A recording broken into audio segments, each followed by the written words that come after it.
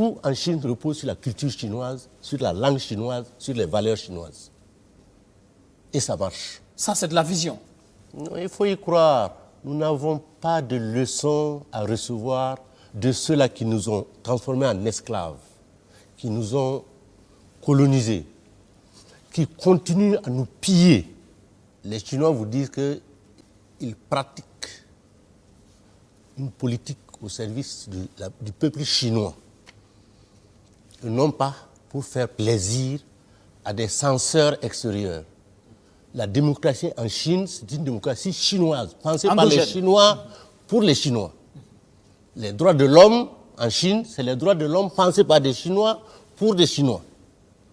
Ce n'est pas ce qu'on pense à Paris, à Washington ou à Londres qui les intéresse. Et je pense que le Burkina a réussi ça de 1983 à 1987. Et c'est pas un secret. Si je vous dis que de 1983 jusqu'à 1991, jusqu'en mars 1991, le Burkina n'avait signé aucun traité avec la Banque mondiale et le Fonds monétaire.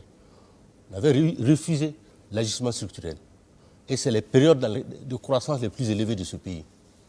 On n'en parle pas, on met le pied dessus, mais nous serons obligés de reprendre ce chemin-là.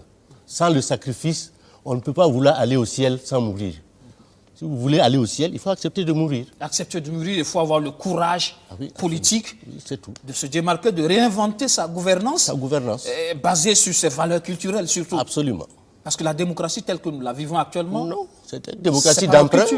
C'est une démocratie d'emprunt.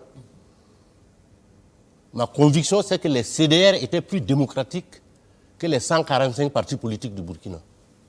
Ça, c'est ma conviction. Et ils étaient plus utiles, puisqu'aujourd'hui, c'est 500 millions, sinon plus, que l'État débourse pour entretenir les partis politiques. Ce que je dénonce. Avec 500 millions, on peut faire beaucoup de choses. Oui, 800 millions d'ailleurs pour le financement hors campagne, justement. Voilà. Oui. C'est énorme, mais après, effectivement, on ne voit pas dans la gouvernance qu'est-ce que ça apporte. Parce que la finalité de la démocratie, c'est le développement. À quoi ça sert une démocratie qui ne nous apporte pas le développement? Si vous refusez de réfléchir, on va réfléchir pour vous. C'est ce qui arrive à l'Afrique. J'ai toujours dit, l'Afrique a tout, de mon point de vue. L'Afrique n'a besoin de personne. L'Afrique a besoin de panafricanistes, de militants, la cause des peuples. Le reste est là. Vous ne pouvez pas avoir 30,3 millions de kilomètres carrés. 1 milliard 250 à 300 millions d'habitants. Et 60% des terres agricoles du monde. Toutes les richesses du sous-sol. Et être des pauvres. Le rôle des intellectuels dans tout ça, dans cette recherche de nouveaux endogènes de développement, quelque part aussi on dit, vous en êtes responsable. Écoutez, depuis 1958, si vous regardez, que ce soit Cheikh Anta Diop, que ce soit Joseph Kizerbo, Amadou Hampâté-Bâ et autres, beaucoup d'autres, Théophile Obenga et autres, ce n'est pas les penseurs qui ont manqué à l'Afrique. Ce n'est pas des visionnaires qui ont manqué à l'Afrique, aussi bien en théorie qu'en pratique. On parlait tantôt de Thomas Sankara, on peut parler de Kwame Nkrumah, on peut parler de Patrice Lumumba, de Nelson Mandela. Mais dans la majorité des cas, c'est nous-mêmes qui les avons enterrés. On a comme l'impression qu'il y a un aveu d'impuissance. C'est comme si, face à tout cela, l'Afrique n'est pas capable de se réinventer et de faire face à l'obstacle ou de contourner l'obstacle. C'est comme si on est résigné, c'est l'Occident qui fait qu'on est comme ça. Je ne pense pas qu'on soit résigné. Il y a un rapport de force qui est là, qui est déjà depuis 1945, sorti de la guerre. Le monde a été organisé. Il y a les vainqueurs qui ont créé des structures pour réguler le monde. Nous ne pouvons pas transformer ça en deux temps, deux mouvements.